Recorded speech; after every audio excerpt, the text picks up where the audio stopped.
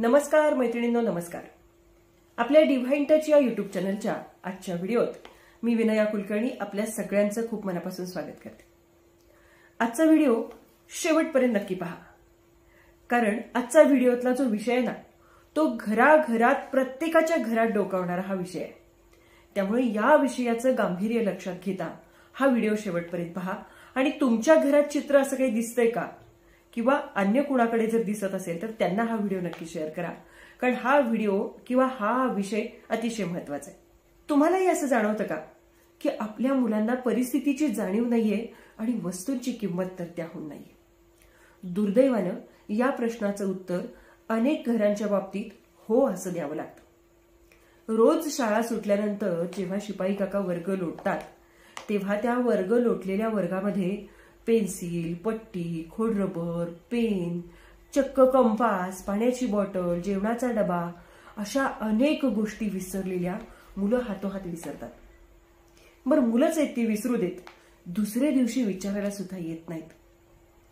कितीतरी घरांमध्ये पालक जीवाचा आटापिटा करतात, काबाड कष्ट करतात आणि आपल्या मुलांना अगदी ब्रँडेड वस्तू देतात. पण मुलांमध्ये कुठेतरी ही मुलांना पालकांची ज्या कष्टाची जी जाणीव आहे, त्या जाणीवेची उणीव आम्हाला दिसून येते.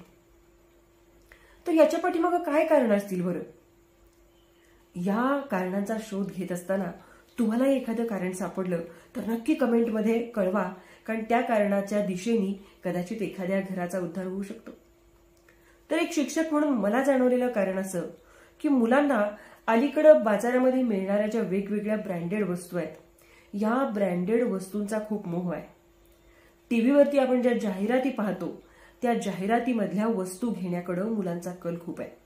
मग हे ब्रँडेड पेन असो, ब्रँडेड कंपास असो, ब्रँडेड दप्तर, वही, पेन, पुस्तक, प्रत्येक गोष्ट ब्रँडेड हवी आहे. आणि त्याही पुढे जाऊन पालकांना सुद्धा असं वाटतं की आपल्याला मिळालं नाही, आपल्या मुलांना मिळावं. आणि नेमकी हीच गोष्ट आपल्या मुलांना वस्तूंची किंमत नसण्याच्या पाठीमागं, परिस्थितीची जाणीव नसण्याच्या पाठीमागं मुलांना खतपाणी घालते. आम्हाला मिळालं नाही, तुम्हाला मिळू देत. पण हा विचार करत असताना आपण आपल्या मुलांना अति पॅम्परिंग करतो का, अति सुरक्षित ठेवतो का, त्यांच्या मागेल त्या इच्छा पूर्ण करतो का, आणि त्यामुळं मुलांना या वस्तूंच्या किमतीची, पालकांच्या कष्टाची जाणीव राहत नाही का, याचा बारकाईनं प्रत्येक पालकांनी विचार करणं गरजेचं आहे. मुलांच्या वह्या अतिशय ब्रँडेड कंपनीच्या असतात, पण वर्गात मुलं अगदी टराटटर वहीची पानं फाडतात, बोळा करून फेकून देतात. प्रत्येक शाळेच्या पाठीमागची भिंत जर पाहिली ना, तर भिंतीच्या कडेला खूप अशी वह्या पुस्तकांची फाडलेली पानं दिसतात. अक्षरशः दुपारच्या सुट्टीमध्ये अखंड जेवणाच्या डब्यातली अखंड पोळी खिडकीतून बाहेर टाकलेली आम्ही पाहतो. जी मुलं, ज्या मुलांच्यासाठी आपण पहाटेपासून उठून आई वडील राब राब राबतात, कष्ट करतात, त्या मुलांना त्या पोळीचा आस्वाद घ्यायचा नसतो, तर बाहेर, गेटच्या बाहेर जो काही पदार्थ मिळतो त्याच्यासाठी त्यांचं मन ताटकळत असतं. आणि खिशात पैसे ऑब्व्हियसली असतातच. सर्रास मुलं 5 रुपये, 10 रुपये, 15 रुपये, 20 रुपये, अगदी 50 रुपयांपर्यंतचे सुद्धा पैसे आणणारी मुलं आम्ही पाहतो. याला जबाबदार कोण? आपल्याला मिळालं नाही म्हणून पालक जेव्हा जीवाचा आटापिटा करून मुलांना त्या कष्टाची जाणीव न देता, जेव्हा मुलांना या सगळ्या वस्तू विनासायास प्रोव्हाइड करतात, एखादी वस्तू हरवली तर आपण सुद्धा त्याची दखल घेतली पाहिजे. जेव्हा ही दखल घेणं बंद होतं, तेव्हा कदाचित मुलांमधली ही वृत्ती फोफावते.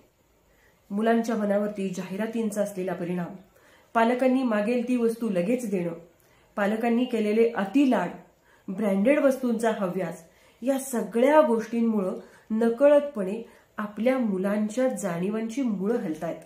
याचा बारकाईने आपण विचार करूया. कदाचित तुमच्या घरातलं लेकरू असं नसेल सुद्धा. आपल्या लहानपणी पहा, पेन्सिल एकच मिळायची, पाटी एकच मिळायची, पेनमध्ये रिफिल असायची, रिफिल संपली की पुन्हा रिफिल त्यामध्ये घालावी लागायची, आणि रिफिलचा हिशोब सुद्धा आठवड्याला द्यावा लागायचा.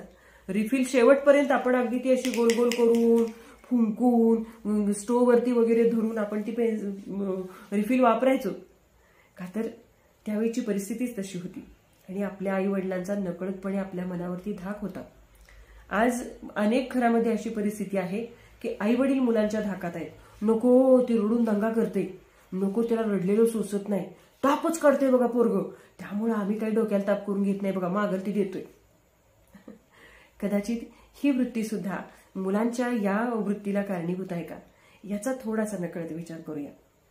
आपल्याही घरातल्या मुलांना तुमच्या कष्टाची जाणीव असावी, परिस्थितीची जाणीव असावी, वस्तूंची किंमत असावी आणि या सगळ्यांमधून आपली मुलं शिक्षणाने उत्तुंग भरारी घेती व्हावीत, यासाठी आजचा हा विषय अगदी थोडक्यात मांडण्याचा प्रयत्न केलेला आहे. तुम्हाला हा विषय कसा वाटला मला कमेंट करून नक्की कळवा. आणि हो, आजच्या व्हिडिओमध्ये तुम्हाला एक महत्त्वाचं विचारायचंय, तुम्ही या वस्तुस्थितीशी सहमत आहात का? तुमचं मत मला कमेंट करून नक्की कळवा. भेटूया अशाच एका इंटरेस्टिंग विषयाच्या नवीन व्हिडिओमध्ये. तोपर्यंत नमस्कार.